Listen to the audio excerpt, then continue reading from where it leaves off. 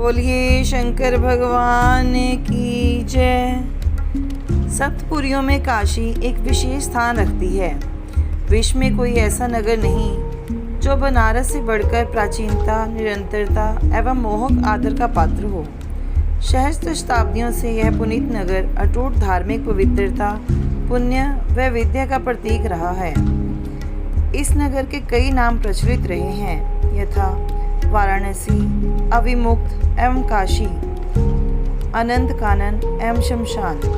काशी के विषय में महाकाव्यों व पुराणों में सहस्त्रों श्लोक कहे गए हैं। शतपथ ब्राह्मण ने एक गाथा उद्धृत की है जिसमें यह वर्णन है कि जिस प्रकार भरत ने सतवत लोगों के साथ व्यवहार किया था, उसी प्रकार सत्राजित के पुत्र शतानिक ने काशी लोगों के पुनीत यज्ञ अश्व को भगाकर किया था। महाभाष्य में पतंजलि ने वाराणसी को गंगा के किनारे अवस्थित कहा है और पाणिनि के भाष्य में इन्होंने कहा है कि व्यापारीगण वाराणसी को जितवरी कहते थे। प्राचीन बौद्ध ग्रंथों से पता चलता है कि वाराणसी बुद्ध काल में चंपा, राजगृह, श्रावस्ती, साकेत एवं कौशाम्बी जैसे महान व प्रसिद्ध नगरों में परिगणित होती थी। विष्णु पुराण में पौंड्रक वासुदेव की गाथा आई है, जिसने कृष्ण को ललकारा था और उनसे चक्र व अन्य चिन्हों को समर्पित करने को कहा था। उसे काशी के राजा ने सहायता दी थी। पौंड्रक एवं काशी राज की सम्मिलित सेना ने कृष्ण पर आक्रमण किया। श्री कृष्ण ने पौंड्रक को मार डाला और काशी राज का सिर अपने चक्र से काट डाला, जो काशी नगर में जाकर गिरा। उसके पुत्र ने तप किया और शंकर जी को प्रसन्न करके उनसे कृत्या प्राप्त की, जो वाराणसी में प्रविष्ट हुई। श्री कृष्ण जी के चक्र ने उसकी खोज में संपूर्ण वाराणसी को उसके राजा, नौकरों व निवासियों के साथ जला डाला। कई पुराणों जैसे कि मत्स्य पुराण, कूर्म पुराण, लिंग पुराण, नारदीय पुराण, पद्म पुराण, अग्नि पुराण, स्कंद पुराण आदि में काशी या वाराणसी की विशद गाथा गाई गई है। पद्म पुराण में आया है कि ऋषियों ने भृगु से 5 प्रश्न पूछे थे, यथा काशी की महत्ता क्या है, इसे कैसे समझा जाए, कौन लोग यहाँ जाएं, इसका विस्तार या क्षेत्र क्या है तथा इसको कैसे प्राप्त किया जाए। काशी खंड के मत से शंकर जी ने इसे सर्वप्रथम अनंत कानन कहा और तभी इसे अविमुक्त कहा। काशी शब्द काश अर्थात चमकना से बना है। स्कंद पुराण में आया है कि काशी इसीलिए प्रसिद्ध हुई कि यह निर्वाण के मार्ग में प्रकाश डालती है, या इसलिए कि यहाँ अनिर्वचनीय ज्योति अर्थात देव शिव भासमान है। काशी अर्थात वाराणसी की व्युत्पत्ति कुछ पुराणों ने इस प्रकार भी की है कि यह वर्णा व असी नामक 2 धाराओं के बीच में है, जो क्रम से इसकी उत्तरी व दक्षिणी सीमाएं बनाती हैं। वर्णा नाम इसलिए पड़ा कि यह इंद्रियजन्य दोषों को दूर करती है और नासी इंद्रियजन्य पापों को नष्ट करती है। शिवजी को वाराणसी बड़ी प्यारी है, यह उन्हें आनंद देती है, अतः यह अनंत कानन या आनंद वन है। कुछ कारणों से यह शमशान या महाशमशान भी कही जाती है। ऐसा लोगों का विश्वास रहा है कि काशी लोगों को संसार से मुक्ति देती है। सभी धार्मिक लोगों के विचार एवं आकांक्षाएं काशी के पवित्र मिट्टी में ही मरने के लिए उन्हें प्रेरित करते रहे हैं तथा इसी से बूढ़े व जीर्ण शीर्ण लोग यहाँ जुटते रहे हैं। असाध्य रोगग्रस्त मानवों को लोग यहाँ उठाकर लाते हैं, जिससे कि वे गंगा के तटों पर ही मृत्यु को प्राप्त हों और वहीं जलाए जाएं। गंगा के तट पर मणिकर्णी के घाट पर सदा शंकर के घाट पर सदा शव जलाए जाते दिखाई देते हैं।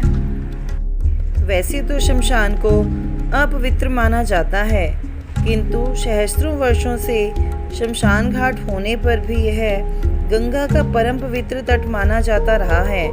श्री स्कंद पुराण में आया है कि शम का अर्थ है शव और शान का सोना अर्थात पृथ्वी पर पड़ जाना।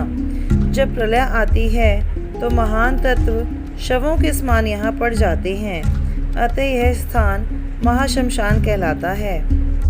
श्री मत्स्य पुराण में कहा गया है कि वाराणसी मेरा सर्वोच्चम तीर्थ स्थल है। सभी प्राणियों के लिए यह मोक्ष का कारण है। प्रयाग या इस नगर में मोक्ष प्राप्ति हो सकती है, क्योंकि इसकी रक्षा का भार मेरे ऊपर है। यह तीर्थराज प्रयाग से भी महान है। जैसे ही व्यक्ति अविमुक्त में प्रवेश करता है, सहस्त्रों अतीत जीवनों में किए गए एकत्र पाप नष्ट हो जाते हैं। ब्राह्मण, क्षत्रिय, वैश्य, शूद्र, वर्णशंकर, कृमि, कीड़े मकोड़े, मल्लेच, अन्य पाप योनियों से उत्पन्न लोग, कीट पतंग, चींटियाँ, पक्षी व पशु जब काल के मुख में पहुंच जाते हैं तो वे सभी मेरे शुभ नगर में सुख पाते हैं। वे सभी अपने सिरों पर चंद्र धारण कर लेते हैं, ललाट पर नेत्र पा जाते हैं और वाहन रूप में बैल पा लेते हैं।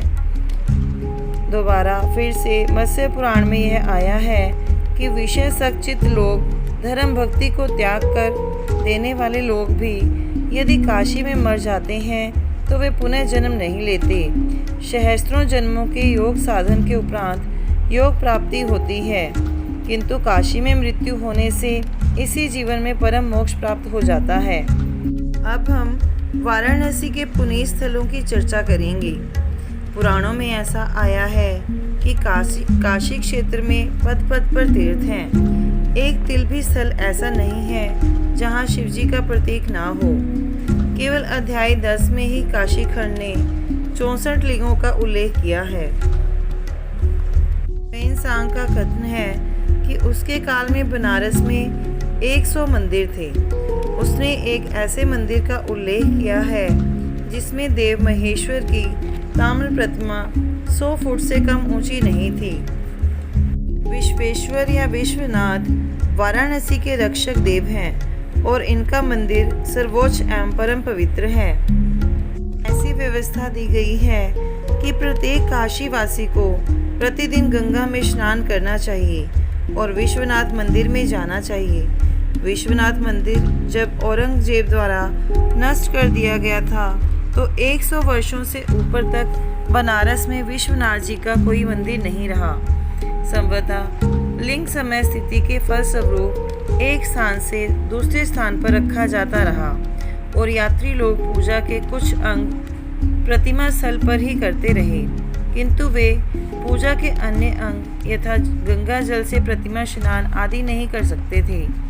आधुनिक विश्वनाथ मंदिर अहिल्याबाई होलकर द्वारा 18वीं शताब्दी के अंतिम चरण में बनवाया गया।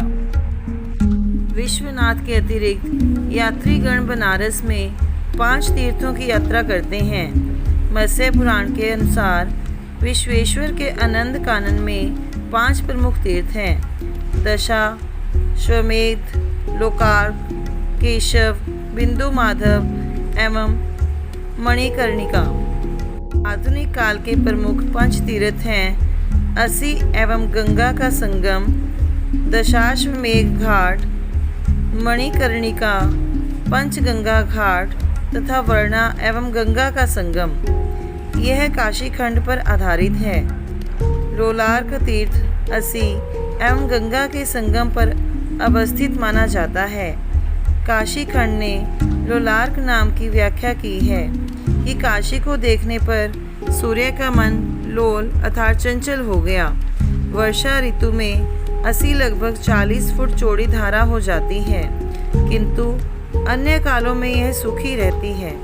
काशी के कतिपय घाट मनोरम दृश्य उपस्थित करते हैं। बनारस में पहुंचकर गंगा उत्तर की ओर घूम जाती है, हिमालय की दिशा में प्रवाहित हो जाती है, अतः यह यहाँ विशिष्ट रूप से पूज्य व पवित्र है। दशाश्वमेध घाट शताब्दियों से विख्यात रहा है। डॉक्टर जायसवाल ने जो व्याख्या उपस्थित की है वह ठीक ही है। भार शिवलोक सम्राट थे, वे गंगा के जल से अभिषिक्त होते हुए थे और 10 अश्वमेघ यज्ञों के उपरांत उन्होंने यहाँ अभिषेक किया था और इसी कारण इस घाट का नाम 10 अश्वमेघ पड़ा। प्रातःकाल दशाश्वमेघ घाट पर गंगा की शोभा अति रमणीय हो उठती है। काशी खंड का कथन है कि इस तीर्थ का प्रारंभिक नाम था रुद्रसर, किंतु जब श्री ब्रह्मा जी ने यहाँ 10 अश्वमेघ किए तो यह 10वां मेघ हो गया। मणिकर्णिका, जिसे मुक्ति क्षेत्र भी कहा जाता है, बनारस के धार्मिक जीवन का केंद्र है और बनारस के सभी तीर्थों में सर्वोच्च माना जाता है। काशी खंड में एक विचित्र गाथा है। श्री हरि विष्णु जी ने अपने चक्र से एक पुष्करणी खोदी, उसे अपने स्वेद अर्थात पसीने से भर दिया और 50 वर्षों तक इसके तट पर तप किया। शिव यहाँ आए और उन्होंने प्रसन्न होकर अपना सिर हिलाया, जिसके फलस्वरूप मणियों से जड़ा हुआ उनका कर्णाभूषण पुष्करणी में गिर पड़ा और इसी से इसका नाम मणिकर्णिका पड़ा। पंचगंगा घाट का नाम इसलिए विख्यात हुआ कि यहाँ 5 नदियों के मिलने की कल्पना की गई है, यथा कृष्णा, दूधपापा, गंगा, यमुना एवं सरस्वती, जिनमें 4 गुप्त हैं। इसकी बड़ी महत्ता गाई गई है। नारदीय पुराण में एवं काशी पुराण में ऐसा कहा गया है कि जब व्यक्ति पंचगंगा में स्नान करता है तो 5 तत्वों से रचित शरीर में पुनः जन्म नहीं लेता। काशी एक बड़ा तीर्थ है, अतः यहाँ पितृ श्राद्ध करना चाहिए, किंतु यदि श्राद्ध कर्म विशुद्ध रूप से ना किया जा सके तो पिंडदान कर देना चाहिए। जो लोग यहाँ तप करते हैं उनके लिए मठों के निर्माण एवं उनके भरण पोषण के प्रशस्ति गाई गई है। ऐसी व्यवस्था दी हुई है कि काशी में रहते हुए प्रतिदिन गंगा की ओर जाना चाहिए, मणिकर्णिका में स्नान करना चाहिए और विश्वेश्वर का दर्शन करना चाहिए। बोलिए शंकर भगवान की जय।